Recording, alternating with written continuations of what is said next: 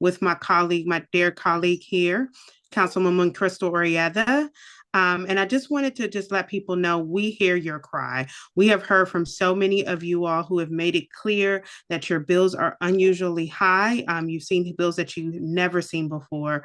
And we want you all to have all the information. There are some things that I personally learned after talking to our utilities. So we wanted to make sure today that you could reach out to hear from your utilities company. What we did ask each of the utility companies that are presenting today is to provide a details of like payment plan programs, support programs that each of them have extended payment plans, forgiveness for all of these things that they said that they have because they understand that people are seeing unusually high bills. So because of that, I just want to, let everybody know that we understand your concern, and that's why the councilwoman and I had put this together.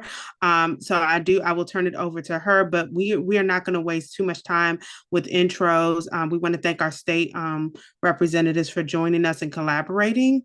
And what we will do now is we're waiting, and we will give time because today we want to spend less time talking and more from you, hearing from the presenters, each of the presenters today.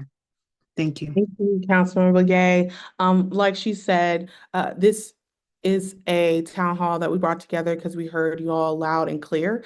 And we have been impacted just the same, receiving bills that we've never seen these prices before. And so we know that a lot of people need resources, especially in the current climate where a lot of people are losing their jobs. And then we have a lot of seniors that are struggling as well. And so I just want to thank all of our speakers today and the residents for joining us and allowing us to have this conversation. And also want to say that the council member, myself, also put forth a resolution trying to ask to have a moratorium on increases of utility prices, right? Because we understand that we can't keep seeing increases. So we're doing what we can, but we want to make sure you have the resources right now. So I will pass it back to either you, Walla, or our Senator. We're going to turn it over to our state reps to give a couple words each. Good evening, everyone. As Councilwoman Blegay and Councilwoman Oriata stated, we want to be as brief as possible, but do want to thank you for taking the time for joining us on this evening. I'm Delegate Kent Roberson, representing District 25, which includes Clinton, Suitland, Upper Marlboro, Forestville, District Heights, Capitol Heights, and all those in between. And we appreciate that we were able to share those constituents with Councilwoman Blegay and Councilwoman Oriata and getting the word out. And we hope that you all take this information and share with your friends as well and colleagues on the importance of this issue. Senator Charles might not be on just yet, but on behalf of District 25 team, I see Delegate Roberts has also joined as well. We thank you all for partnering with us. Thank you for sharing the word. And if there's anything that our office can do here in the State House, as we are doing a 90-day legislative session, utility bills have been the top of the priority and top of mind for all of us up here. And so as Councilman Oriata stated, we also feel the pain as well. And we also see our monthly bills as well. And so we are here to provide those answers and look forward to those answers to your questions as well being provided on this evening. And please feel free to reach out to our office if there's anything that we can do. We look forward to continuing to serve you all. Thank you so much for this opportunity. God bless. Go ahead, you're muted. Do we have our other state representatives here? Okay, perfect. Yeah. Yes. Oh, I'm sorry. Who is that? Is that Nick? Okay, go ahead, Senator. Yeah, for some reason, the camera is telling me every time I click on it. Can we make him a host, please? Yes, he is. All okay, right. So you should be able to turn it on now. I did. It's working now. No. Okay, can we pin him up so everyone can see him? Okay. All right, good. All right. I wanna start off by thanking Councilwoman Blegay and Councilwoman Oriata for helping to spearhead bringing this together, and also thank my colleagues, Delegate Kent Roberson and Delegate Denise Roberts, for seeing that this is a true issue, and we can't attack this problem unless we attack it collaboratively. And so hearing from everyone, having all of the stakeholders here at the table, all of the folks from Schmecko. I don't know. Do we have Schmecko on also, Walla? Okay. Just No. Pepco, just Pepco and Washington Gas. We have Pepco, BGE, Washington Gas, and WSOC. Okay. Yeah. So having these community partners here uh, to address these major concerns and issues. So definitely, we're not going to belabor the point. We're going to get straight to the business, which is hearing from everyone and then letting you all hear directly from the rate setters, and we can talk from there. I'll go ahead and pass it on to Delegate Denise Roberts and open it up for her. Thank you, Senator, and thank you, everyone, for obviously attending this very important event. And I certainly want to, give thanks to our council members, Crystal Oriata, and my council member, Wala Blegay, for taking this on and bringing us all together for this very important issue. Just like to piggyback, just like what Councilman Orada said, every time I open up my Pepco bill, I'm a little shocked, and it's not easy. It's not easy to read or to pay it. But what I can say is that we are definitely down here in Annapolis trying to work together and see how we can attack this issue from an Annapolis perspective. I know that in conversations with some of our legislators and leadership, we know that a part of the issue is the fact that there's going to be 11 plants closing in our state, and because which means that we will not be powering our own electricity, and so they are hard at work trying to figure out a different a solution for how we can help our residents. And I just everybody is having a hard time, and everybody's having budgetary problems, and this is compacting, piling it on. And so we hear your concerns. Just know that we don't take it lightly, and we are feeling the heat, and we are trying to make sure that we are all able to work together to come up with a solution. And I will pass this on so that we can get on with the program. Thank you very much.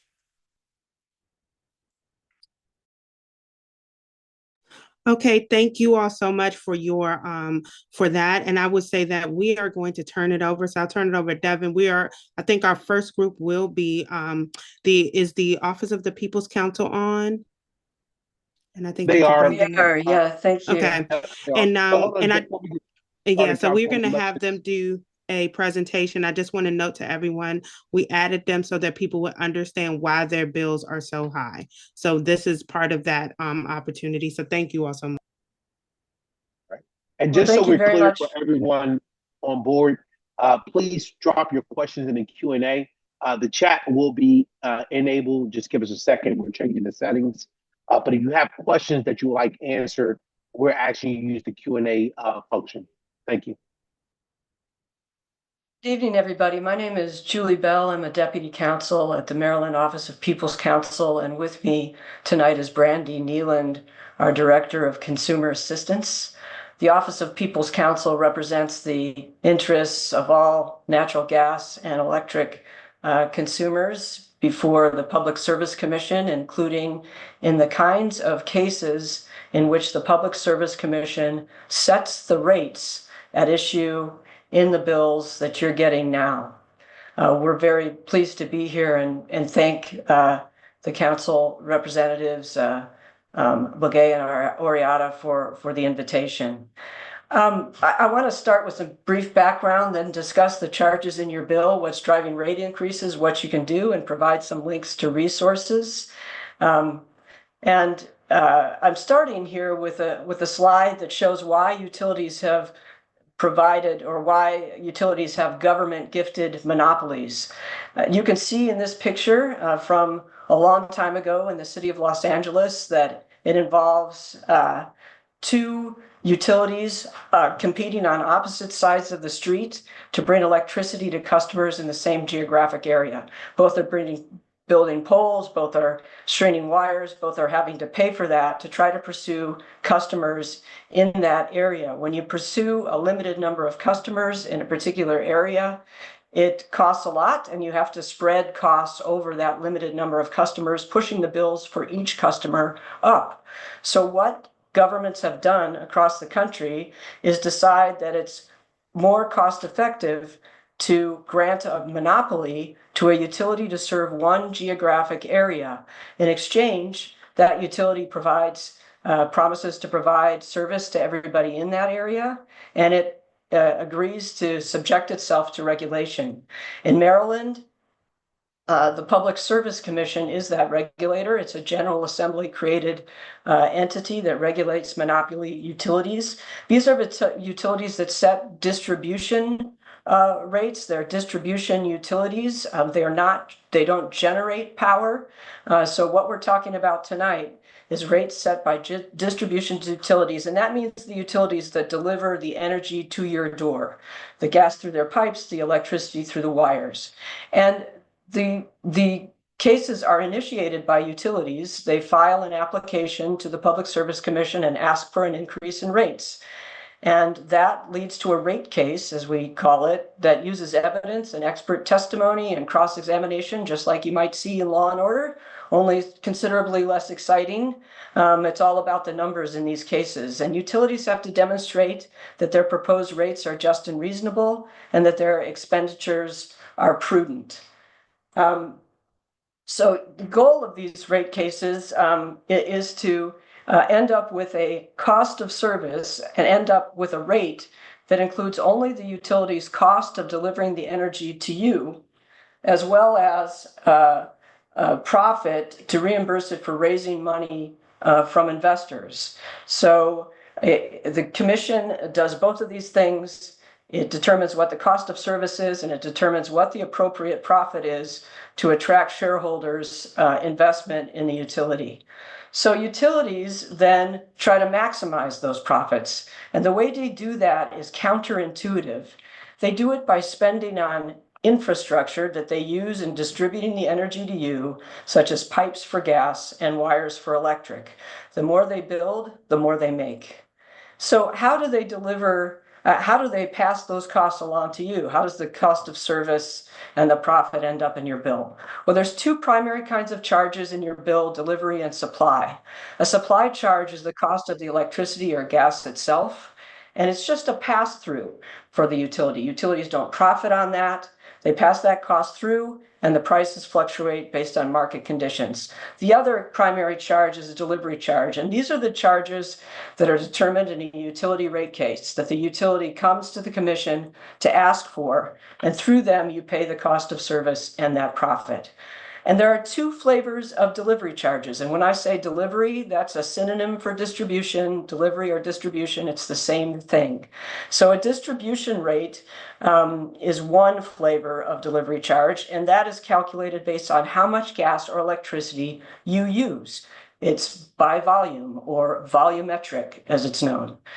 Then there's another component that's a fixed monthly customer charge. That's a flat fee that's the same month to month on your bill. This is the BGE bill. I'm going to go right by that because I've been given 10 minutes, and so the concepts are the same in the Pepco bill. I think most of you are Pepco customers. So I wanted to show you this bill. On the left side, you see a 2024 bill from an electric customer. On the right side, a 2025 bill. And if you can see my cursor up there, it's from January 13th to February 13th, 2024, over a period of 32 days. And the total amount that the customer used was 1,645 kilowatt hours. That's how the volume of electricity is calculated. There's an arrow here to something called an energy charge, and that's what Pepco lists on its bill as the distribution charge or the delivery charge. That's the distribution charge, and you can see that you figure out what that is by multiplying your kilowatt hour usage by the rate set by the Public Service Commission, which was 3.9 plus cents in 2024. And in 2025, it was, looking on the right side of the bill, 7 or so cents. You can see here that this customer paid $65.58 for those distribution charges in 2024, plus a customer charge of $8.22. So their total charge was around $73.80 or something like that for those two charges. That is the primary chunk of the total delivery charge in the bill. And on the right side, you can again see same concept. But what's interesting about this bill is that in 2025, in the winter, even though this person used less, see that 1,641 kilowatt hours up there on the very right-hand side over 34 days, they still paid more in 2025 than in 2024 for that wintertime monthly period. So what's going on here? I'm going to go ahead and pass the Washington Gas bill example that we have in the slides. You can look at those later when you get copies of these slides sent to you. Why is your bill so much higher this winter? Well, it's colder than it has been in recent years. I think you'll hear more about that from the utilities. Increased gas and electric supply prices. This is the pass-through amount for gas and electricity itself that the utility doesn't profit on. And lastly, the thing that OPC concentrates the most on these days, because it's what the utilities come to the Public Service Commission to ask for, delivery rate increases. So what is driving these delivery rate increases? Well, two things, and that OPC believes are sort of behind the big infrastructure spending, the pursuit of building more that utilities are pursuing. You can see some of that infrastructure spending in our reports on our website. I won't get into that here, but I'll briefly just identify a concept here that both of these things, the STRIDE law passed by the General Assembly in 2013 and multi-year rate plans, which the Public Service Commission began using in 2020, allow the utilities to collect faster rate payments from you. So in STRIDE, it allows a utility to collect the cost of infrastructure from you as soon as they begin carrying out the projects that they're building. In a multi-year rate plan, a utility can collect based on forecasted rates and allows them to collect before the projects are complete. So both of these things have spurred utilities to find ways to charge more quickly. They're accelerated reimbursement. I'll leave it there and move on to the next slide here. So we are in rate reports on our website. We sort of documented what we think the impacts of this are. And let me just quickly say that it used to be that a utility could only come into a rate case and charge for what it had already built. Then the commission found whether that was prudent or not and allowed that to be passed into rates. These two things allow utilities to collect more quickly, and we think it's led to accelerated increases in rates. And you can see that here. On the right-hand side in BGE, there's an up and down line there that shows when STRIDE began. There's another up and down line that shows when multi-year rate plans began. And you can see that BGE's costs are well exceeding the rate of inflation, which is the yellow line here. In contrast, Washington Gas, which hasn't been as successful with its STRIDE program, is basically tracking the rate of inflation over the years. This is BGE's electric distribution rate, again showing that start of the multi-year rate plan and the fact that distribution rates have been going up, that's the blue line, 4 years, and exceeding the rate of inflation 4 years. Compare with Potomac Edison, which does not have a multi-year rate plan, and its rates are below the rate of inflation. Same concept here with the PEPCO rate exceeding the rate of inflation for a number of years. I wanted to quickly show you this. This is delivery plus supply charges for gas utilities. If you're a BGE gas customer, you may be asking, how come my bill suddenly went up? Well, it hasn't actually suddenly gone up, but here's what's happening here. Supply costs are in the light blue line at the top of the chart there. That shows the price for gas. That's the supply cost component of your overall bill. The dark blue lines show the delivery costs. And you can see that delivery costs have gone up over time, but that increase has been masked as supply costs dipped after 2008. What you're feeling now, we believe at OPC, is the culmination of many years of distribution rate increases that are only now coming fully into light because supply costs have also gone up and it's gotten cold. The low supply costs are no longer masking the high distribution costs. So what can you do to lower your bill? Weatherize, watch your thermostat, check your usage, check into financial assistance programs. So we have some links at the end of these slides that will get you to our Get Help page, where we have many resources to help you apply for assistance and many other things. What can your community do? We suggest you file complaints with the PSC telling them about your high bills. That is not going to result in a change in your bill unless it was incorrectly calculated, but we think the PSC needs to hear directly from ratepayers about this. And look into the Ratepayer Protection Act that puts guardrails on STRIDE, the law that I was telling you about, to help slow the increases in gas bills that we think are a result in part of STRIDE. You can also participate in rate case public hearings. We post information on rate case public comment hearings on our website. Lastly, here's some resources for you. These are clickable links in the slides that you'll get. There aren't a lot of links here, but these links lead to many other links. The Utility Rates and Basics page gives a lot more information and background on the things that I just talked about. And the Get Help page is a great place to start for all of these things, including information on filing a complaint. Again, we really appreciate the invitation to be here tonight. And Brandy Neeland and I are available for questions. Thank you. Thank you so much. We want to know, what they're doing, we're going to make sure all the presentations are given out. Now, I will say that we will move on with the next presentation. There was a question about infrastructure bill for Maryland utilities, but would you know anything about that? If Biden's, do you know anything about that? Yes, that's in the last slide there, the Ratepayer Protection Act. And it's, I believe it's, I just took down my slides, but I believe it's House Bill 419. And that we hope leads to a slowing in, it doesn't eliminate STRIDE, but leads to a slowing in those infrastructure spending by utilities, by requiring them to, do things like looking at repair of pipes first before wholesale replacing the pipes in a whole neighborhood, for example. Okay, all right. And so I think what we will do, we do think that this is very technical. We are going to make sure that the information that's been provided is given to everyone. There was a question about how does PJM play a role in the rates? Can you answer that quickly?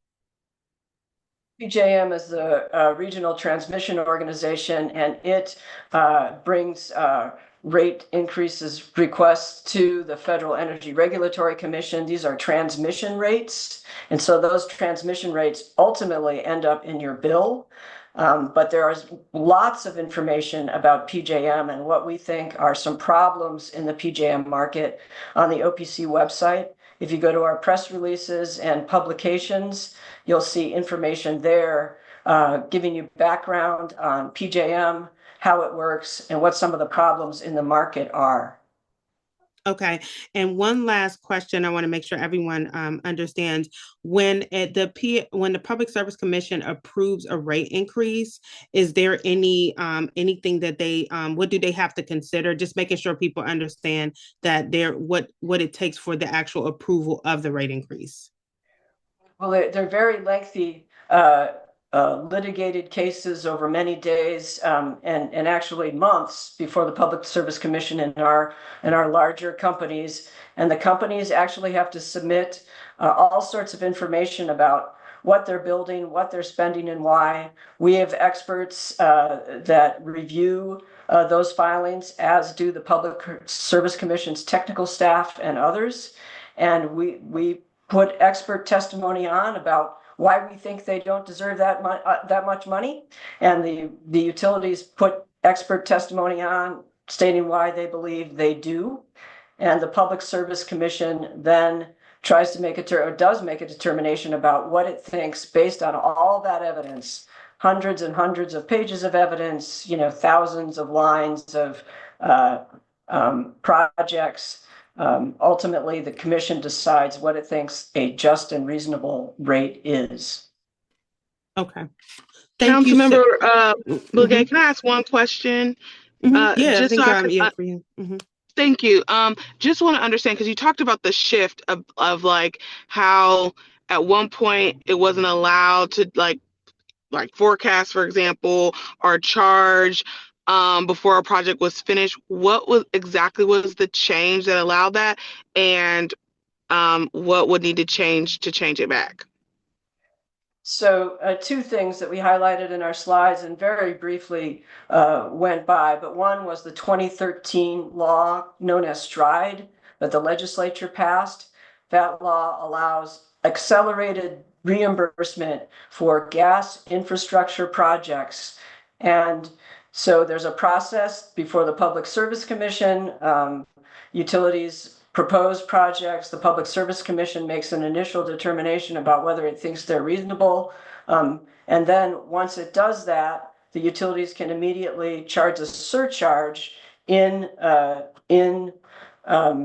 customer rates to help pay for those projects as they're being implemented. That was a change, didn't exist before. That is what House Bill 419 aims to temper. So that utilities aren't building wholesale projects, ripping up the street in entire neighborhoods, but instead are taking a more focused approach, perhaps looking at repair first and considering alternatives. So that was one thing, the 2013 STRIDE law. The other thing is multi-year rate plans, which the Public Service Commission initiated as what's known as an alternative form of rate making. The idea initially was that they would supposedly create more transparency. So that people could tell more about what utilities were spending. We don't think that's happened. We think, the opposite has happened. And we have taken positions in rate cases, including PEPCO's, that those multi-year rate plans should not continue. And the Public Service Commission did deny PEPCO's request to implement a second multi-year rate plan. So in terms of what it will take to turn that around, one is just litigating before the Public Service Commission, and another may be advocating before the legislature. Thank you. Thank you. Any other questions, Councilwoman? No, that's it. Thank you. Okay, I think thank you so much, Julie. We go ahead, Devin. This Senator Charles.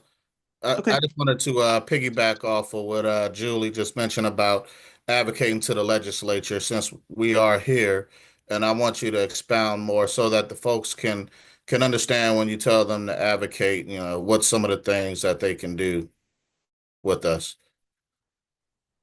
Well, I think one thing is to support the currently pending House Bill 419, the Ratepayer Protection Act, sponsored by Embry. That we think is a key thing. There's another piece of legislation currently pending before the legislature that would require more transparency into voting at the PJM. We think the utilities have lots of influence at PJM, and that certain votes are not publicly available. That bill would change that. I'm trying to think of some other bills that are there are many bills currently before the legislature. I think the other thing I guess I'll mention is that there's a lot of discussion lately about concern that we are not energy self-sufficient within the state of Maryland. We think that there are many things that are wrong with the PJM market, and we talk about them on our website in detail. But one of the things that the 13 state plus the District of Columbia region for PJM has allowed is for energy to be brought into the state based on what rates are lowest. So we think that, being cautious about coming to the conclusion that we need to build more energy, more generation within the state, just, based on a conclusion that we need to be self-sufficient within the borders of Maryland is something that we need to be cautious about. The reason a 13-state region exists is because, in part, working together to provide energy across state borders can be less expensive for ratepayers than insisting it all be built here at home. And I appreciate you all, but we have to move on. We are already at 7:36. So thank you so much. We're going to bring Pepco up. We do ask for any questions that people please keep them to more general questions. Pepco will provide you with details on how to get in touch with them about their particular program. But any questions we would ask to be very general, so that they can have it. Is Mr. Ruffin giving a presentation? I am. Good evening. Okay. Can you hear me, Council Member? Yeah, I can hear you. So I'm going to jump off and then let you take over. All right, very good. Let me share my screen and get our presentation up, and then I'll get started. Thanks for your patience.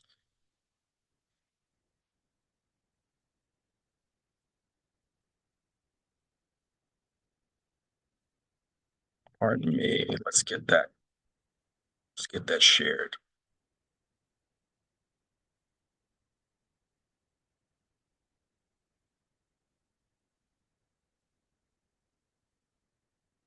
Just when you want to get your presentation up, it happens, right? Give me 1 second.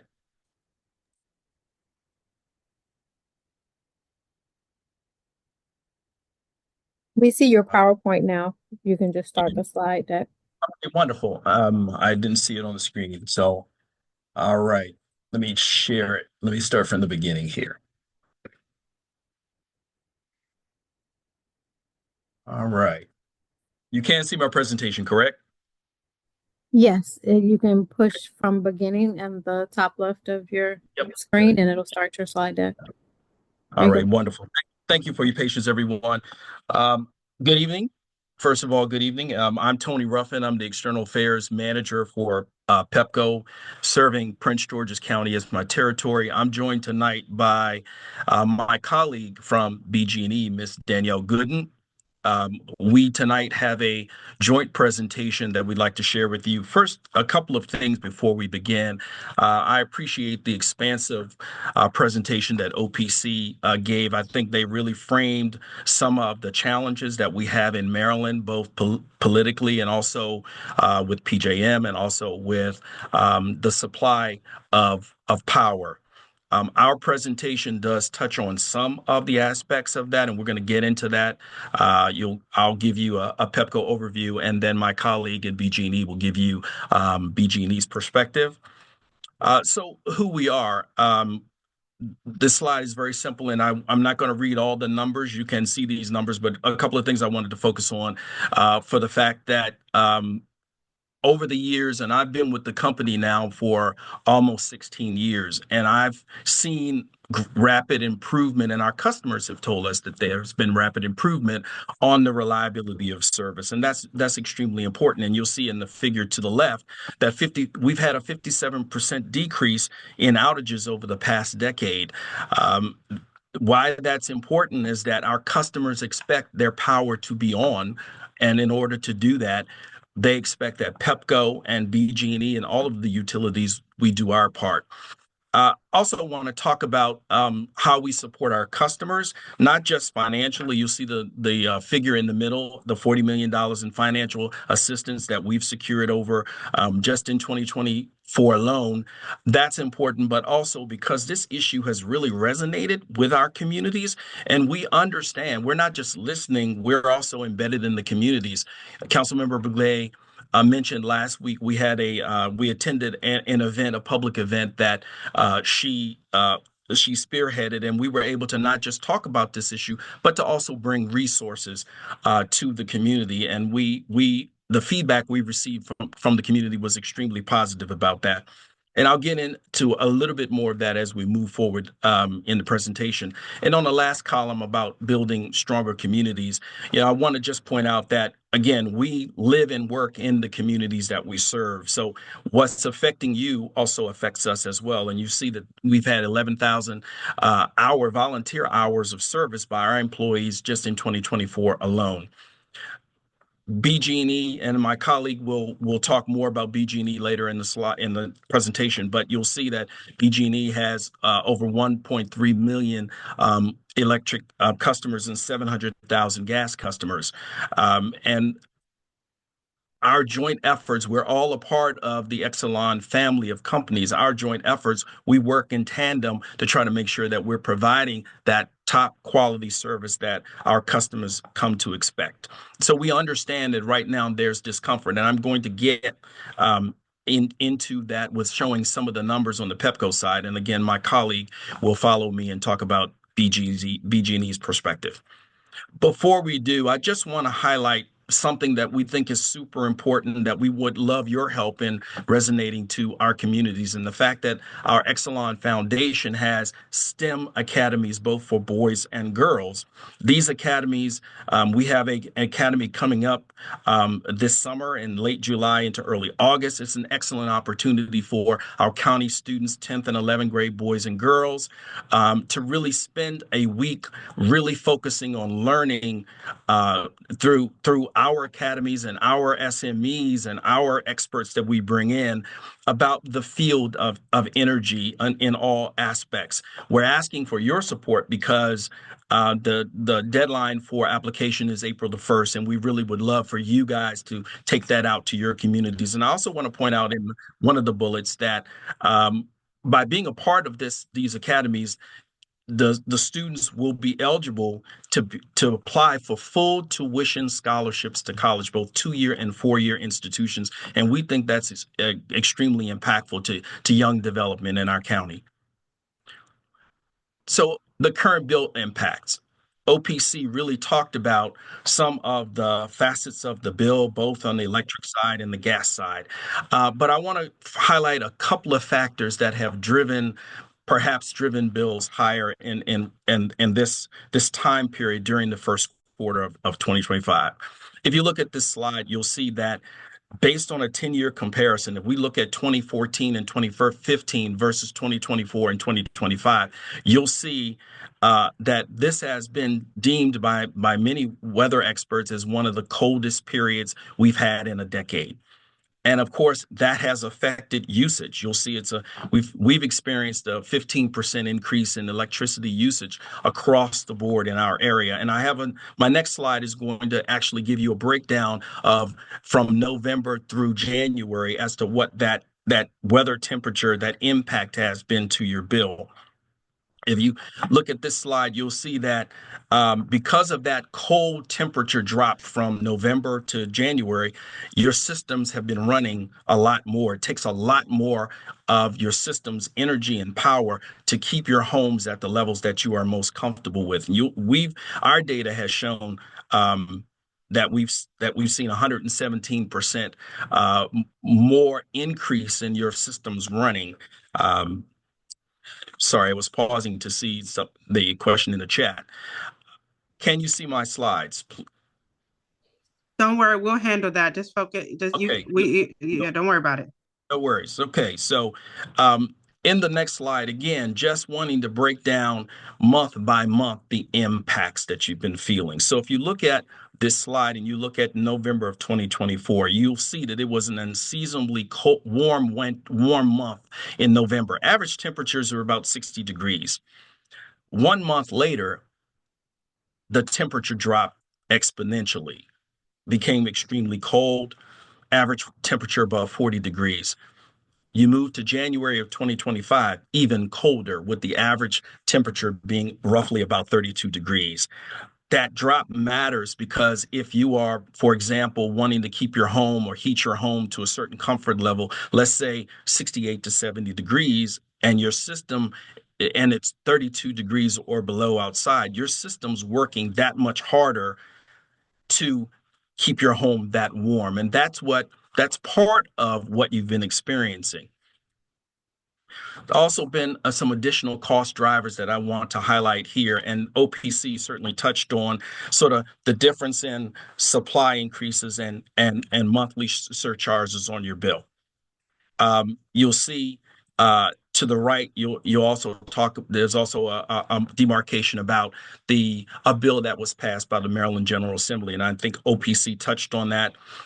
There's also Empire Maryland surcharges on your bill. So all of those increases, if you see from this slide, have been minor in the sense that we as a regulated company, we are not allowed to just change our rate structure at will. We are regulated by our Public Service Commission, and through that efforts, we're able to go back and only be able to charge what we are approved to charge. So I just want to make sure that this slide clearly shows just how much effort we make to try to keep a balanced structure within our service territory as well as in BG&E. OPC talked about the bill, and we have an actual example about your bill in the next slide, but just some of the touch points of what your bill is or what your bill contains, which are, again, delivery charges, supply charges, and also the uses that I talked about earlier about how hard your system is working. Also, it's important to note that you as a customer can select your own service. But if you do not select your service, then PEPCO would then select service for you, and that we would have to buy that electricity on the market. We are what's called a transmission and distribution company, meaning we do not generate our own power, but we buy it on the market. OPC touched on that in their presentation. And again, we are regulated by our Maryland Public Service Commission. This slide, and I know it's pretty small, so you may not be able to see it, but it shows you the charges that are outlined on your bill. And we'll be happy to go over individually if you have had issues with your bill. I want to be very, very clear that we understand that this is a problem for some, but we also want to lean in and help give solutions to those problems. I want it to be really clear that we have some dedicated resources within our call center. We have energy advisors. We want to be able to help our customers get through this as best that we can. We know that there are questions, and so we want to be available to be able to answer those questions for individuals who may be, struggling or experiencing issues with their bills. I will skip to what's really, I think, certainly important that your constituents would want to hear is that what are we doing? What can we as a company do to help you not feel the pain point that you may be feeling? And this slide really underscores some of the ways in which we've stretched because we've heard it, but we also know it's the right thing to do. We've extended our bill payment arrangements. A normal cycle would be 12 months. We've extended those to 24 months. We've suspended all collections and physical disconnects through March. We've also paused all late payments. We've waived deposits.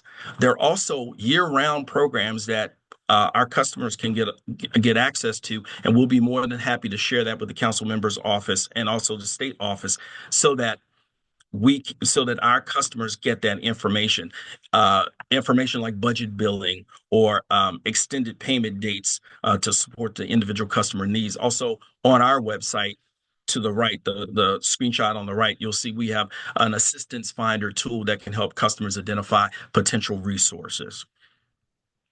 With the next slide, I wanted to focus on some of the energy assessment programs that we think are beneficial to customers. Some are with our free programs based on income, and some there are slight costs. So for example, to the left of the slide, you see the quick home energy checkup information. I personally, as a customer, I've had this in my home, and it has really helped me to decrease the energy usage in my home. It's allowed me to put insulation in. It's allowed me to be able to make sure that there are no leaks in my home. I found that program to be beneficial, and it is for all of our customers. With the next slide, those customers who may not be limited income, but who would still want to benefit from some of these programs, you'll see on the left, the Moderate Income Home Performance Program. And basically, if you look at, for example, a family of four with a top income of almost $125,000, you can still be a part of these programs and only pay a nominal fee to be a part of those programs. So I think it's super important to make sure that there are alternatives. There are things out there that both Pepco and BG&E do to help our customers in these trying times. And certainly this is, again, as I said, has been an impactful winter that we want to make sure that we try to get our customers through to the next cycle. And lastly, I just want to talk through or show some of the Maryland Energy Assistance programs that are available, both, for example, the Maryland, the MEEP program or the Electric Universal Service Program. These are, again, programs that are available to customers who are in need or customers who may need help in certain areas. All of these programs are available, and again, we will provide those to the council's office and the staff appropriately. And the last slide that I want to get to is just making sure that you know that we do have, again, energy assistance, energy advisors ready to talk to our customers to make sure that they're taking advantage of all of these programs, and also that they're utilizing their energy consumption. We're here to be guides. We're here to help you, not just make sure. We don't want you to be frustrated. We want to help you as much as we can. The last slide basically is that if you would like to scan the QR code, I'll leave it up on the screen, or I'll come back to it after my colleague presents for BG&E. With that, I'm going to stop and pivot to our BG&E slide deck and my colleague. Thank you, Tony, and good evening. I'm going to go to the next slide. So, my name is my name is Danielle. I'm Senior Manager of Government External Affairs. So, Tony, he touched over the BG at a glance, right? And as you've seen on there, the BG is indeed Maryland's only gas and electric utility, serving 1.3 customers, and that's electric customers and 700,000 gas customers. I personally am proud to say that I lead a dynamic and diverse group of external affairs managers who assist customers and stakeholders throughout our whole service territory, right? BG employs over 32,000 that you've seen in the previous slide, and that does not include the immense amount of contractors, youth, and future service ladies and gentlemen who are participating in our STEM programs.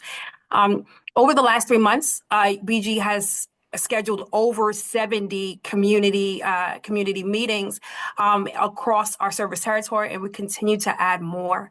We reiterate our commitment to our communities, right? So here on the slide here, we acknowledge, I want to start by saying that we all, and Tony touched on it as well, and I can speak on behalf of our colleagues and even all of Exxon. We really truly acknowledge that our customers have received high bills this winter, bills that may not be easily able to be afforded. And I'm sure that I speak for Tony and everyone else that we appreciate the opportunity today to even share with you what we're doing to help customers and how you can use a lot of the resources that we are sharing. Here you see, to reiterate what Tony has touched on, right? He's touched on it, but sometimes it's so nice you have to say it twice. Even OPC made mention of some of these things that we are indeed doing. We're implementing protections for our customers for this winter. We understand their frustrations, and you see that we have extended our payment arrangements to the 24 months. We pause our late charges. We waive the deposits for reconnections, right? There's a little sheet that's on the side. It looks like an image. It's kind of wordy and it's really small. Apologies for that, but that's just to show you that we have this information for here to help. We've shared that with the councilwoman's staff, and I'm sure that she'll share out our resources with you. Okay, Tony. Right. Sorry. Okay. So there are many factors that go into the bill that you're seeing, and a lot of that was touched on today. As one from OPC made mention of us talking about the weather, right? The usage. A lot of the things that you'll see on the left-hand side, Tony also touched on that, right? What you'll see here is that in the blue part of the table, it's almost about 2/3 of it actually that is driven by increased usage, because again, it was touched on that we have had an unprecedented cold winter. It's actually listed as one of the coldest winters since 2014. And that is indeed a very true driver for customer usage, and it really accounts for most of the bills that we have been seeing and feeling. You'll see that this year, winter electric peak increased. The consumption increase, it was very, very drastic. So I'm hopeful that this chart here, as you see in blue, shows you that. Next slide. But in February, we, as we told you that January was unprecedented, it was extremely cold. The coldest that they had, I think they called it the polar vortex that we've had in our area. In February, we did see a significant decrease in energy usage. We're down by 26 or over 26% compared to the previous month of January. The decrease is largely due, of course, to the return of the normal weather, right? As that continues. So it's a positive sign that our energy consumption is stabilizing, and we can expect more manageable bills moving forward. And I think that is what we're going towards. But we're still going to give you all of the resources that we shared earlier, because we understand that there's going to be a little bit of a back pay from those previous bills. Next slide. So what to expect, right? I think that's what we have. What to expect, right? So the BGE customers are seeing multiple increases in their bills. While a lot of these are indeed driven by BGE's investments, right? You've heard that already. The majority of this is outside of BGE's control and ultimately not paid to BGE. So you'll see here in this slide that there are over to the, I don't know, my left or my right, so you can see under BG related increases, right? There's that electric distribution rate adjustment. Then there's that gas distribution rate adjustment, not non-related to BGE, right? That's a higher, right? That's pretty much $17 a month additional. That's an Empower. You've heard of it. Generation. That's the our SOS, right? And then our transmission fees for our grid reliability. And so that is what you are indeed seeing on the bills, and as they're driving up. Not all costs and drivers are to BGE or Pepco. I'm gotta go faster because I see that I don't have much time. Next slide, please. All right. So when we think of reliability, like we just made mention, like making sure that we're having that the cost going to that reliability. When we think of that, we move into infrastructure. And we move into STRIDE. We have over 7,600 miles of gas distribution infrastructure across our service territory. All right, and a lot of this is indeed outdated infrastructure that needs to be replaced. And that isn't something that is, that BG has deemed. It's just something that the entity which governs the gas pipelines with the United States, called PHMSA, where you see in that second bullet, has identified, and to say that outmoded infrastructure is a call for action to be replaced, right? And so Julie from OPC actually said it earlier. She used the word caution. I'm not really sure where she used it, but that word is very important. Caution, right? We are about safety. We are about reliability. This is very important. That call to action, originally called in 2011, it was continued to reinforce, and not only to reinforce, but incentivize to make sure that we were able to replace that needed infrastructure. Excuse me. Next. I promise I'm coming home. I saw the note saying that I only got like 30 seconds. Okay. So um all right, so we at Stride. So here you'll see the Stride stats, right? We started Stride in 2014, and since then we've replaced hundreds of miles of infrastructure to help reduce leaks, right? That leak reduction is important. Again, caution, safety, reliability. The work that we're doing right now is to prioritize and to make sure that we're repairing and not only that we're replacing our at risk, most of our at risk infrastructure, right? So I'm not sure who said it, or if you've probably heard that maybe we're going out there and we're just ripping up community streets. We are community. We do not want to do that. That is not what we're doing, but what we are talking about is caution. And we're talking about safety. And so we're going to those most at-risk infrastructure to make sure that we can fix it, right? A lot of these pipelines are over 150 years old, right? So unlike great wine and cheese, it does not get well as it ages, right? And PHMSA, as you see here, has emphasized and recognized that replacements is the most effective method to mitigate any risk.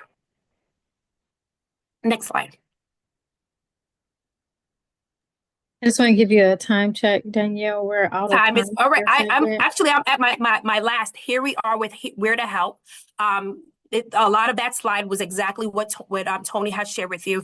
As BGE, as Exelon, we are here to help. Please see the QR code if it's still up there. Take a picture of it. That is where all of our resources are, and the Councilwoman has our resources as well. Thank you for the time. Thank you so much. So before we start answering questions, I want to be clear, participants and also attendees, if you have questions, please use Q&A. We're not going to monitor the chat for questions. The chat is just for open discussions for things that you want to share. Please use the Q&A as well. And the Q&A is for questions, not statements. So a lot of statements are being submitted. If you don't have a question, we want to get directly to that. And then also participants, if you can help me, each of you all have your representatives on board. You have access to respond to questions directly that are related directly to your service. So I don't have capacity to respond to questions about WSSC. So please go through the Q&A box, and if you see your question, you can type your response and then track your name so we can make sure these questions are being answered directly as well. And I will ask that each of you all's public outreach team drop your links in the chat so people can follow you directly or where to go to get some of these responses. I am going to ask a question immediately. Can you all just talk about Devin, we're giving it to Councilwoman Oriada first. Let her do her questions, and then we can turn it over to you. But let her start first, please. Thank you. Thank you. I appreciate it. So I want to start with one question that came up a couple of times in the chat around budget billing. And so the example given was from an 80-year-old on fixed income that was using budget billing, and their bill went from $14 to $104. And there were a lot of people echoing the sentiment of the increase. So could you explain how something like that would happen, and what are the benefits for using budget billing if people would see increases like that? Well, from my vantage point, we would really want to be able to talk to this customer individually about what particularly is happening in their home. The purpose of budget billing is to provide consistency within your bill, meaning that, and I'm personally on budget billing as well, where I see an average cost for multiple months, and then it's amortized at the end of the year. There could be extenuating factors in that person's home that we're not at this point aware of, and we need to be able to have an opportunity to drill down. So if that customer or resident would like to talk to us, and we can look at what the usage is or look at the what's happening in their home, we would be more than happy to do that. And I guess I just want to follow up. So you're saying that would not be normal. I only asked that follow-up because a couple of people echo the same sentiment. And so I just want to make sure it's fair to say if you're on budget billing, that would not happen. And if that does happen, there could be an outlying issue.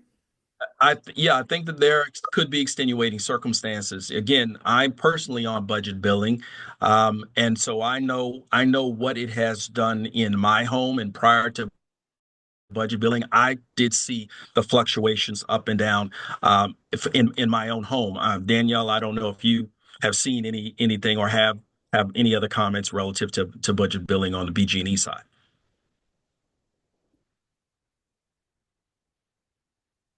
I echo Tony. I think that if you were to send a message over with the address or account number, we can look into that. I'm not saying that it is normal, but it is definitely alarming.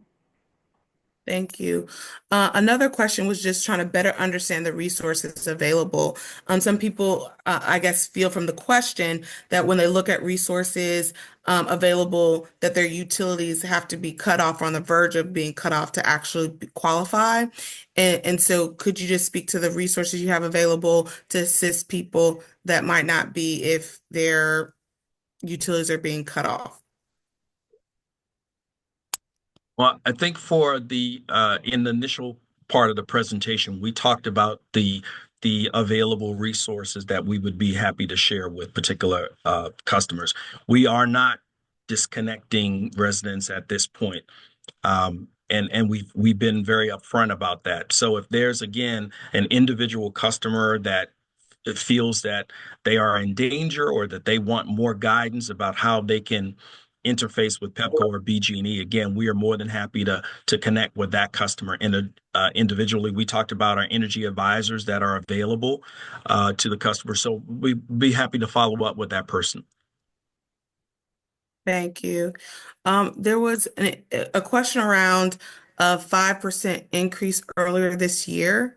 The question didn't talk about that was flat, so I don't know if you can speak to if you all did have a flat increase of 5% earlier this year, Sorry, is that or if that might be someone's particular bill. that 5% was not Pepco. Okay, so that was not Pepco. Thank you. And for that person who asked that question, if you could let us know who you're referencing that had the 5% increase, that would be helpful. And Devin, I'm trying to go through the chat. Yeah, Devin, did you want to ask your question? Was it something that wasn't answered so that we can make sure, because we are. Yeah, I think we had Carlos with his hand up. There was also a question about an SOS provider, a Pepco charge or something like that. Are you familiar with that, Tony? The SOS, the standard offer service charge. Mm-hmm. Yes. What it is? Yeah, can you speak to that? We had a question related to that. What was the? I'm sorry. What was the question? They were What asking is the us. SOS charge for Pepco? So what it is that, again, as I said earlier in the presentation, customers can choose their own electric service, their own service. And if they do not make that choice, then Pepco would then provide energy through acquisition on the market to customers. So if a customer wants to have their own choice, solar, something like that, they can certainly, seek that out. Okay, great. And then one part that we know is multiple different reasons, but just speak very briefly about some of the plant closures that we have experienced, particularly in our region, and how those decisions have really come by. We're going to say a lot of it is politics and interest weighing in on pressure on that. But if you just want to address that, we got two questions about plant closures, and is that related to the cost of electricity provided? And I don't know if Danny, if you want to take that one first.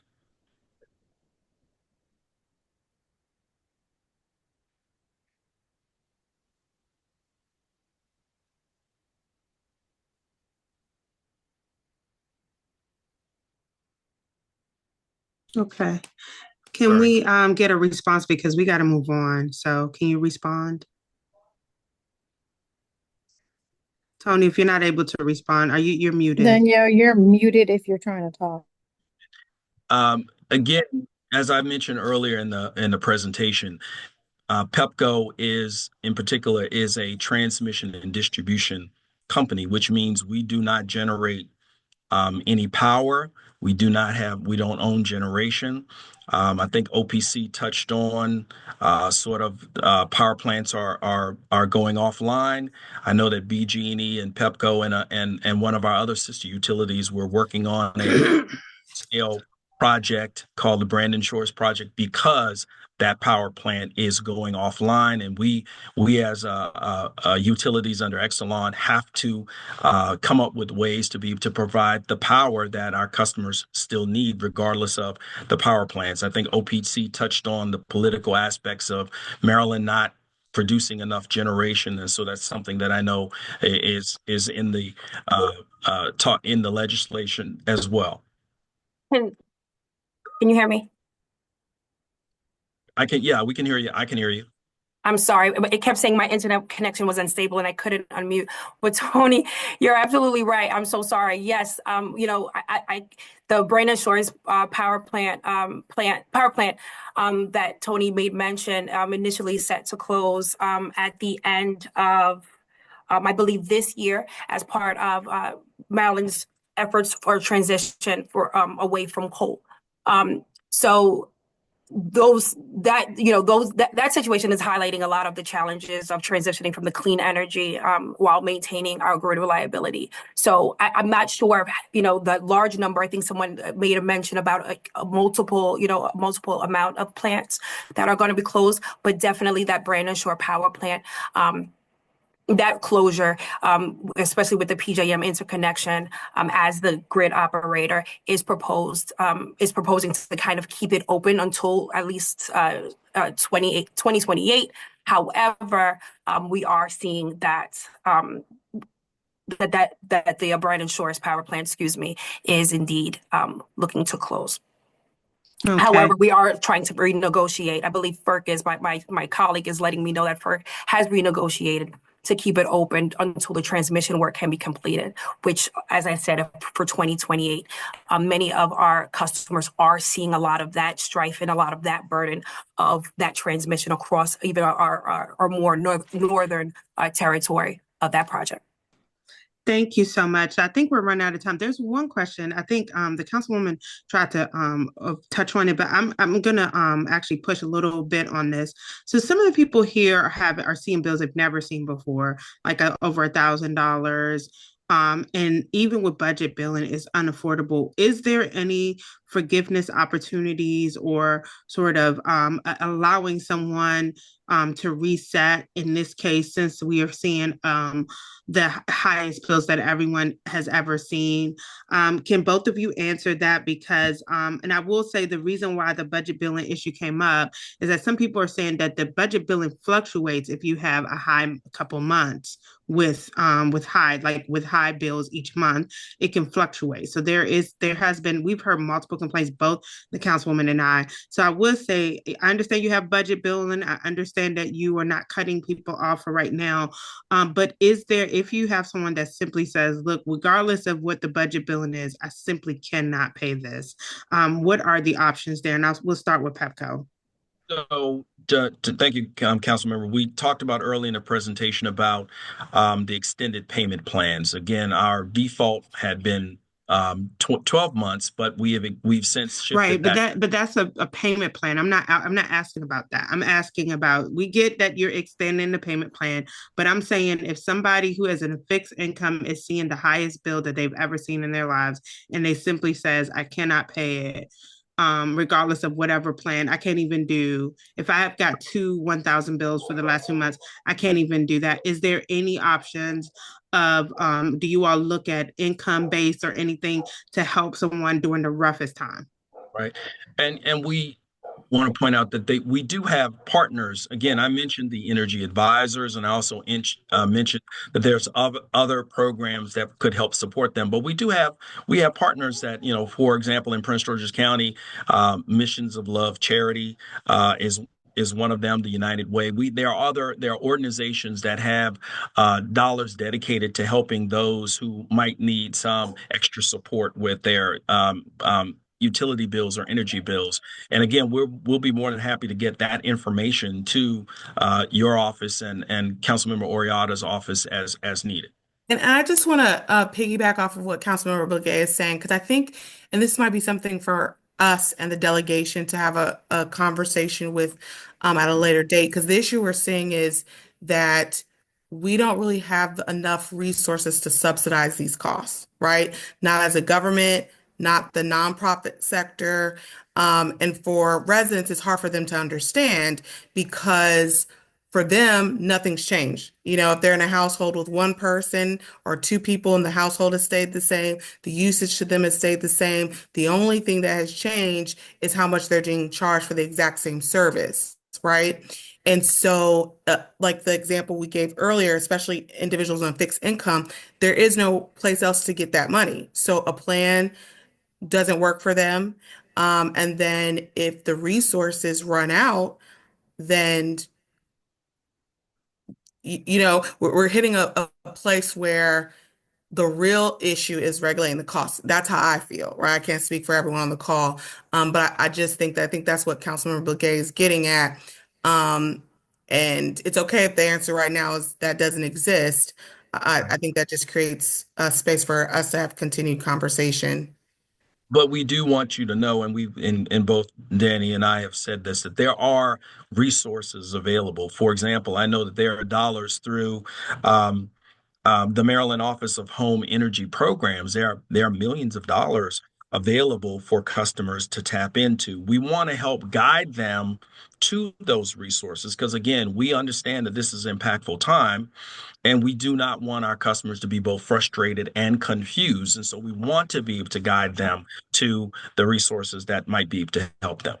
Absolutely. And if I can jump in right there, I think you hit it right on the head, Tony. And you actually have a slide that we share above that actually shows all of the other assistance programs, right? So we've made mention of the OHEP, made mention of maybe the rearage retirement assistant plan programs, utility server protection programs, the BGE assistance finder tool, which actually will answer this question right there and kind of help you and steer you where to find some assistance. Partners, as Tony said, the United Way, in a couple of the other, BGE territory, there are CAN organizations. There are also our payment arrangements, which that's kind of smacked down, right? But there are so many other options and programs. 211, right, is also a really good one in addition to the United Way that you can call or again go to BGE's Assistance Finder tool, which you can use this QR code. Thank And you. just the last thought, council member, sorry, just last thought that we have shared our presentation with your office, and we feel free to share that within your constituent groups. And again, we're here for follow-up as needed. Thank you. We'll definitely do that, and we'll definitely share those resources. I know they gave us a time check, so we'll be moving on to the next presentation. I believe is that WSSC? Yes, go ahead and WSSC. We can get that to come up.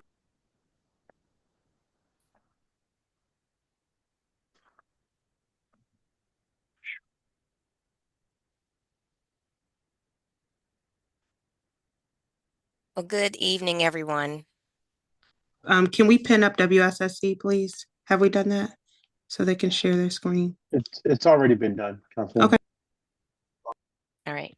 Good evening, everyone. I'm going to share my screen. Give me one moment.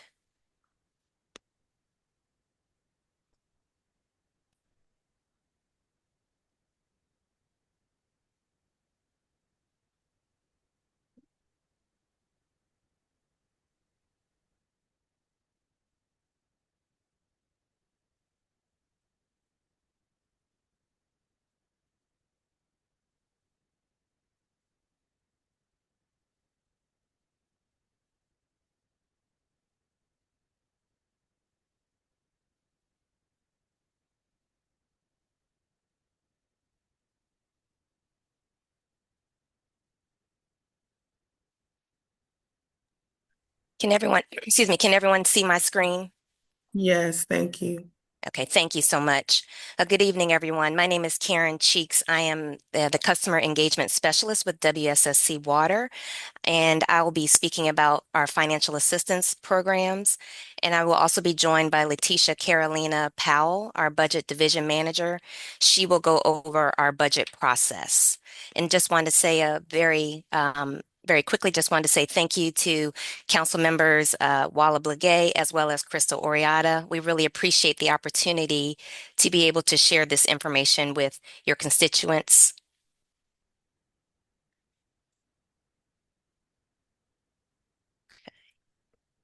All right, so before I jump into the financial assistance information, just want to give a very quick overview about WSSC Water. We have 106 years of no drinking water quality violations ever. We have a platinum peak performance recognition for wastewater treatment and resource recovery excellence. WSSC Water is the 8th largest combined water and wastewater utility in the United States, and we serve 1.9 million residents in Montgomery and Prince George's counties. And one quick thing just want to mention as well, about 40 to 45% of the WSSC Water employees also live in one of the counties. And so we are definitely ingrained in the community. All right. So if you happen to have questions about your water bill or about your water service, we highly encourage you to reach out to our customer service center, and you can reach our call center advisors at 301-206-4001. If you prefer email, you're welcome to send an email to customer service at wsscwater.com. And if you'd like to receive alerts about WSSC water-related incidents, you can certainly sign up for our customer notification system at wsscwater.com/CNS. And if you happen to come across any type of water or sewer emergency, we definitely want to encourage you, if you see something, please do say something. We encourage you to reach out to our Emergency Services Center by phone at 301-206-4002.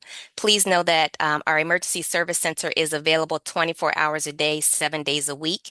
You may also email the Emergency Services as well at emergencycallcenter@wsscwater.com. And then lastly, if you happen to have our mobile app, which you can download through the App Store, the Apple App Store or Google Play, you can certainly report a water or sewer emergency at that point in time. So next I'm going to go into our water assistance programs that we have available for customers who may need some assistance with paying their water bill.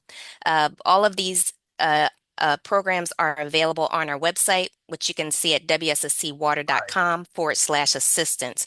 But I am going to highlight 4 of those programs this evening. I saw it. Hang on a second. Okay. All right. So the first one that I'll mention is Promise. We have a partnership with Promise, which allows our customers to sign up for an affordable, flexible, and interest-free payment plan. Customers with a past due balance of $50 or more are eligible to certainly do that. Next, I'll mention our Customer Assistance Program, which we refer to the acronym as CAP. And CAP assists approved residential customers by waiving fixed fees, providing annual free leak investigations, and much more. And I will be going more in depth on CAP in the next slide. Next, we have our Water Fund, which was established in 1994 by WSSC Water employees, and eligible customers can access the Water Fund multiple times, up to $500 per year. The Water Fund is administered by our third-party administrator, which is the Salvation Army. However, customers can apply for that. Again, any of these QR codes that you see on the screen, you can get to these programs directly. And lastly, I will mention PIPE ER, which is the Pipe Emergency Replacement Program. And this program provides a loan up to $10,000 to finance the repair, replacement, or diagnostics of sewer or water on property service lines. And our WSSC Federal Credit Union administers PIPE ER. If you've ever seen an underground leak or had an underground leak at your home, they can be quite expensive to repair. And so this loan program certainly assists with that. It used to be $5,000, but as of July 1, 2024, it was increased based on feedback we were receiving from customers. So next, I do want to go a little bit deeper into the customer assistance program. This program offers waivers, and so we are able to waive permanent waiver of late fees. The Bay Restoration Fund, which is for the state of Maryland, it waives the $60 annual fee. This program provides exemptions, so customers are able to have up to $225 waived per year for the ready to serve charges. And so those are the two fixed fees that you see on each bill. Next, we have bill adjustments. So all of WSSC Water customers can actually receive a bill adjustment. They have to meet eligibility, the eligibility requirements. So the bill has to meet certain criteria. And if so, every customer can receive a high bill adjustment where 50% of the excess is removed.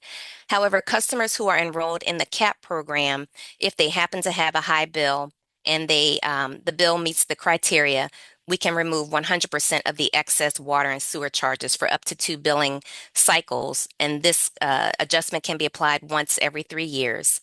The other thing is that there's a 50% discount on small water meter turn-ons. And then with the payment plans, all customers are able to do a payment plan up to 36 months. Our CAP customers are able to extend it up to 48 months if necessary. And customers enrolled in the CAP program are eligible to have a free leak investigation where a field service technician would come out to check their home for leaks that are on the property. A new enhancement that we have made available, or a new benefit that we've made available for customers enrolled in CAP, is the CAP Leak Repair Program. We just launched this at the very end of February, and so we have a partnership with Habitat for Humanity Metro Maryland to help CAP enrolled customers repair on-property residential plumbing leaks that may be contributing to high bills. Eligible customers can receive up to $9,000 per year in plumbing repair services. So CAP customers, these are the ones who are eligible for this leak repair program. So of course, they must be a WSSC Water customer. They have to be enrolled in CAP at the time that they are alerting us to the potential leaks at the property. And they also have to be the homeowner and reside at the property. Now, that last statement that I mentioned as far as being the homeowner and residing at the property, that is specific to the leak repair program. But whether you are renting a home or you own the home, you can enroll in CAP if you meet the income eligibility requirements. And you can get more information about the CAP Leak Repair Program. There's a link at the very bottom, but I'll read it out just in case you can't see that. And it's wsscwater.com/CAP Leak Repair. Next, I'd like to mention our Get Current 2.0 program. And this program assists eligible customers with a delinquent balance as of February 1st, 2025 by providing bill credits up to 50% and 100% of late payment charges and turn-on fees are waived. And so this program runs between March 1st and June 30th. And the income eligibility requirements are actually based on the median area income. So there's a bit more flexibility to enroll in the Get Current program. But again, you can find more details at wsscwater.com/Get Current. And then as far as where to apply, regarding the CAP program or Customer Assistance Program, you can apply through the Department of Social Services in Landover, Maryland, 425 Bright Seat Road. The telephone number is 301-909-6300. Or you can always go online to the Maryland Office of Home Energy Programs. So once you apply through the Maryland Office of Home Energy Programs, make sure you're applying for energy assistance. But once you do that, you're automatically enrolled in WSSC Water's CAP program. And then with our water fund, as I mentioned earlier, the Salvation Army is our third-party administrator. And so they would be the ones to do the intake with you, but you can certainly reach out via phone at 301-277-6103 or their address in Hyattsville, Maryland at 4825 Edmonston Road. We know that one of the biggest factors as far as seeing high bills is often attributed to leaks, and typically toilet leaks are the biggest culprit. As you can see below, the numbers can show that it adds up quickly. So a small leak may add an additional 200 gallons per day, which would put an additional, this is an estimated additional $412 on top of your normal bill. And then, of course, as the leak increases, so if it may go from a small to a medium to a large leak, you're obviously going to see the usage increase and the dollars increase as well, which is part of the reason that we do have that cap leak repair program, because we know that one of the biggest determining factors of high bills comes from leaks. And so just want to also share a video with you to underscore that point. Toilet leaks. That's the #1 cause for high water bills for our customers. With our one-of-a-kind transparent toilet, let me show you how that can happen. A bad flapper can create a small leak in your toilet, and it will constantly leak, adding up to a high water bill. These types of leaks can be silent. You may not hear it, you may not see it. Can we pause the video, please? Are you not hearing it? No, we heard it. Your time is running out, and so we want to get to a few question and answerings, and we'll share the presentation and any information you have as well. Okay. Yeah, I don't think we have any. We don't have time for videos today, unfortunately. Sorry. Okay. Yeah. Well, I will pass it on to my colleague, Letitia Carolina Powell, to talk about the budget process. Thank you. Hey, good evening. So our budget process started last year. We developed our capital improvement program as well as our operating budget. And the counties, both Prince George's and Montgomery County, they set spending affordability guidelines, and those resolutions were passed in October of 2024. And then in December, we transmitted our preliminary proposed budget, including all the rate increases within that transmittal. And then we transmitted the budget to the counties on January 15th. That was the preliminary proposed budget. And we held public hearings on the preliminary proposed budget on January 29th and February 4th in Montgomery and Prince George's County.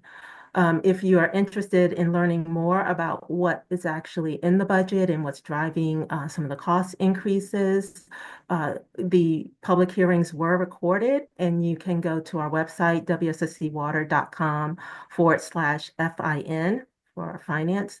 And you can see the public hearings presentations that were made by our CFO and our chief engineer. And then in February, we transmitted the proposed budgets to the county executives and the county councils on March 1st, actually, is when we transmitted them to the counties. And then currently we are meeting with the councils and the county executives in both counties to discuss the budget. And then there is a bi-county meeting with both county councils on May 8th, where the budget will be discussed and approved by the counties. And then in June, they have to make their approval by June 1st, and then on June 18th, our commissioners are scheduled to approve or adopt the budget and the rates. Next slide. And so this slide shows the bill at a glance, and it represents a typical customer using 145 gallons a day. That's approximately 48 gallons per day per person. And the average home in our area is about a 3-person household. So if you happen to have more people in your home, or you have a three-person household that uses more or less, your bill would vary from these examples. But based on the revenue enhancements that are in the budget, a person using 145 gallons per day would see their quarterly bill go from $269 for the 3 months to about $296 during the next fiscal year. And that equates to about $8.80 per month. We don't have monthly billing yet. There are a few customers who do, but that is something that we do plan to do in the future. And any questions? Thank you so much. We're not going to do many questions for this one. I will say that there was one question that came up, and I will say that now, what are your fees in addition to usage? Are there a lot of fees? Because some people are concerned that the fees outweigh some sort of the usage. So can you outline that, the fees in addition to usage for WSSC? There's the infrastructure investment fee and the account maintenance fee. So whether or not a person uses water, we have to be ready to serve. So when they turn on the tap, there's water there for them to use. So the ready to serve charges cover things like customer service billing, meter replacements, and things around the customer. And then we have the infrastructure investment fee, which covers, I'll say, debt service. So we issue a lot of debt because the infrastructure is very expensive. So we can't afford to pay for infrastructure repairs or replacements all in 1 year. So we borrow money and we pay it back over 30 years. But a portion, the infrastructure investment fee goes to pay a portion of the debt that we've issued to fund reconstruction. And Councilor, I had one question. It came up at a community meeting, and I promised to ask it. There was an issue where a resident had an issue, like a backup issue, and pipes burst, and there was like sewage in their basement, over $20,000 worth of work. And they had to wait forever for someone to come out. And they were just told that there was one person to service the entire county at certain hours. I just wanted to understand, is that accurate? For like emergency cases, is there just one person to service?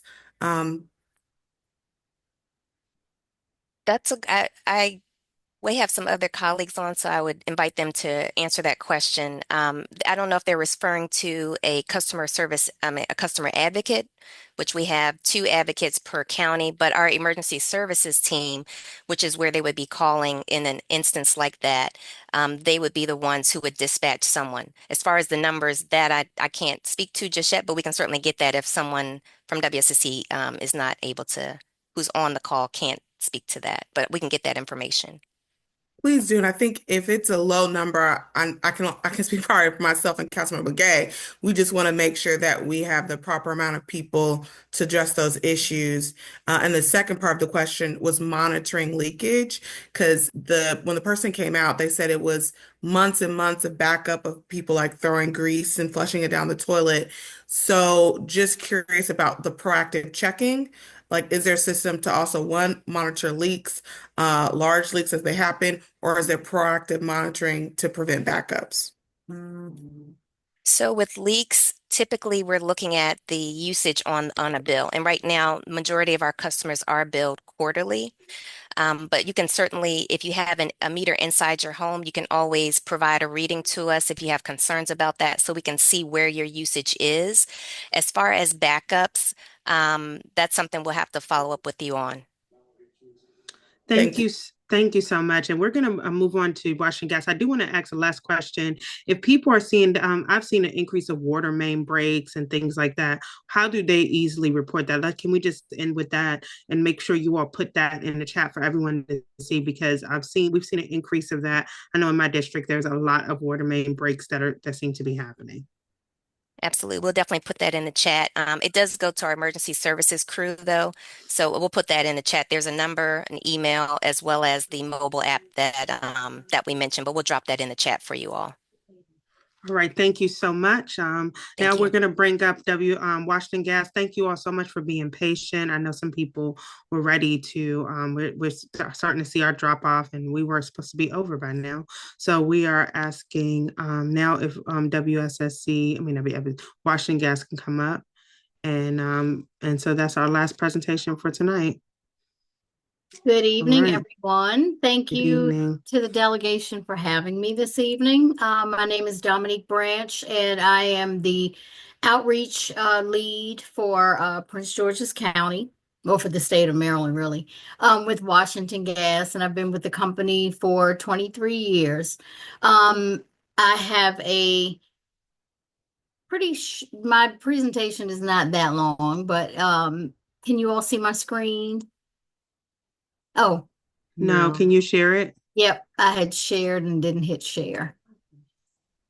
Can you see it now? Yep, go ahead. You can present. Yeah, we see your PowerPoint. Just start the slide deck. Okay. Again, Dominique Branch with Washington Gas and the Community Engagement Department. Just a little background on Washington Gas. Washington Gas was founded in 1848 through a congressional charter signed into law by President James Polk. We just celebrated our 175th anniversary in 2003.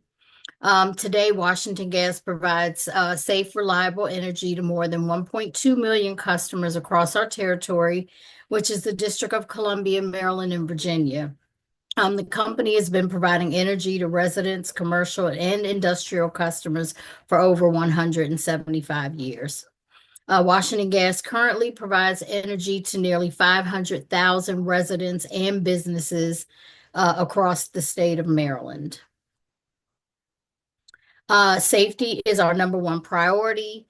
We remind residents and customers and the general public that if they smell natural gas or if they have emergencies involving natural gas, to please leave the area immediately and call 911 or our Washington Gas leak line. I have here just on the screen just some energy saving tips to save money and improve the comfort of your home. Service your furnace and air conditioner. Set your water heater to 120 degrees. Match your pots and stove burners when cooking. People don't realize that it makes a huge difference. If you've got a small pot on the big burner, it's using more energy. So it's better to put the small pot on the small burner. Check your refrigerator and remove lint from your dryer before using if you have a gas dryer. A few more energy efficiency tips: preparing your furnace for the winter months, replace the air filters, vet your vents, schedule an annual furnace tune-up, upgrade to a high efficiency furnace, and practice safety first. Some of which most of my utility colleagues spoke to tonight were some programs that are offered to help customers pay their bills. So Washington Gas, we have a program called Washington Gas Cares, and the Washington Gas Cares program is a flexible payment. We offer flexible payment options. We receive we can help you with energy assistance, and then energy saving resources. So currently, what we ask all of our customers to do is, if you find that, your bill is high and you need time to pay it, we ask that you please give us a call. We do have programs where we're setting customers up on a 12-month deferred payment arrangement. And then we're also advising customers of energy assistance programs that are available to them. So we don't necessarily have, a particular program like energy assistance, but we do assist in getting customers to those resources where they can apply for the energy assistance. And then next, Washington Gas does have a philanthropic effort, which is called WAF, which stands for the Washington Area Fuel Fund. The program has been around for more than 40 years. And since 1983, WAF has distributed nearly $33 million to help more than 308,000 local homes keep their home warm. On average, WAF helps between 7,000 and 8,000 families within our service territory of DC, Maryland, and Virginia. Qualified WAF payment distributions help with heating sources such as gas, electric, oil, propane, wood, and other sources. If you're qualified, and I have links here at the bottom, and when you receive the presentation, you can check your eligibility, other resources, energy saving tips. And if you're qualified, payments are distributed from January to May each year. The other thing about the WAF program is once you've applied for and qualified and exhausted all other energy assistance programs, that's when you can come and apply for WAF. And you have to have a disconnection notice to qualify for WAF.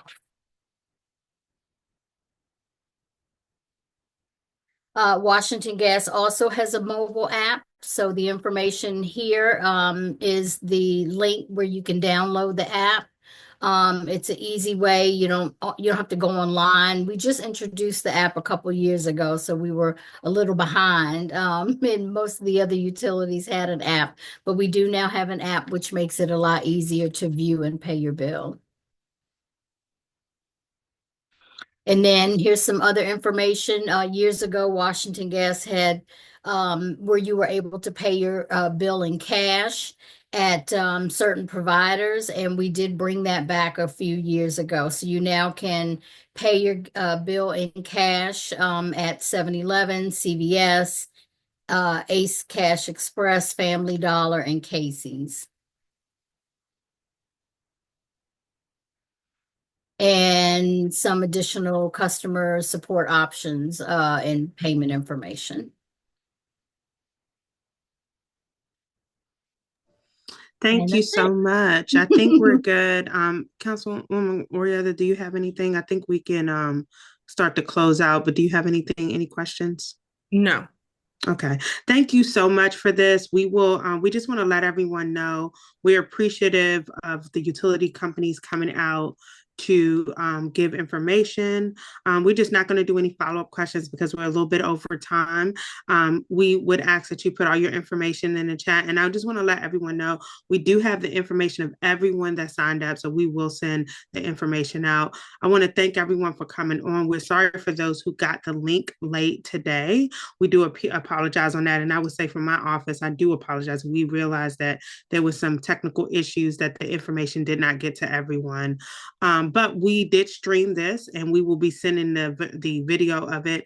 I think most people got the bulk of it, but I will say this, we do hear your concern. I mean, some of the people brought up good concerns, the great questions about just making sure for myself, I know as a council member, I don't know everybody's situation. So seeing that the budget billing might not work the way the process of just even the programs that have might not be as effective. That's good feedback for us because then we can go to the utility companies to let them know that that this isn't helping everyone. So we will do that. So if you do have some follow-up, just email our offices so that we could actually get that information to come back, because you won't know until you really hear from someone's personal experience. We will be working with our state people. Our state folks are still on here to try to see if there's anything that can be done on the state level to provide relief, and we will get the bills that were given out by the Office of People's Counsel. Hopefully the state folks will follow up with all of you on the status of that. But thank you all for coming out, and I'll turn it over to my colleague. Yeah, I just want to thank you and echo the same sentiments. It's really important that you all reach out to us and let us know the concerns. This town hall was put together because we got so many calls from our residents. So just echoing that we hear you, and we want to continue to create this partnership with the community and with utility companies. Echoing thanks for our delegation, our senators and delegates that wanted to also be part of this conversation, because it's going to take all of us working together for us to move this forward. So I think a lot of ideas came from this conversation. So this isn't the end, but the beginning of the conversation. And I want to pass it over to our senator for his closing remarks. Thank you so much. And once again, thank you to Councilwoman Blegay and Councilwoman Oriata, and also to my colleagues in the General Assembly and the District 25 team. As you heard from the People's Council, there are pieces of legislation that are before us right now in Annapolis. We just had crossover on Monday. And so what I'm hoping is that each one of you, because not everyone lives in Legislative District 25, so there are 8 senators in Prince George's County. So if you're a part of District 23 or a part of District 24 or part of District 26, I'm asking that you reach out to your senators and also to your delegates and ask them to be supportive of these bills, because we all know these are extreme and trying times for a lot of our communities, especially with everything going on at the federal level. But once again, like I say, we can't do anything unless we do it together. And hearing all of your cries, we are hearing you loud and clear, and we're doing what we can do at the state level, working with all of the proper people and bringing in the county council members all at the table as well. So thank you all so much, and I'm looking forward to hearing from you. We will be moving to support these bills as they come over here to the Senate from the House. All right, and do any of the delegates want to have any closing words? I apologize. Can you hear me? Sorry, Councilwoman. Thank you so much. I just really want to thank you, Councilwoman Blegay and Councilwoman Oriata, for the partnership, Senator Charles and Delegate Roberts also. Just the opportunity to partner and just to bring this issue to our community so they can get their questions answered. And we pray that if your questions were not answered, that you please reach out to our offices, which we've shared the information in the chat. We look forward to following up with you all, along with our partners at WSSC, PEPCO, Washington Gas, and BG&E. Thank you once again for the time. We appreciate you all and your efforts.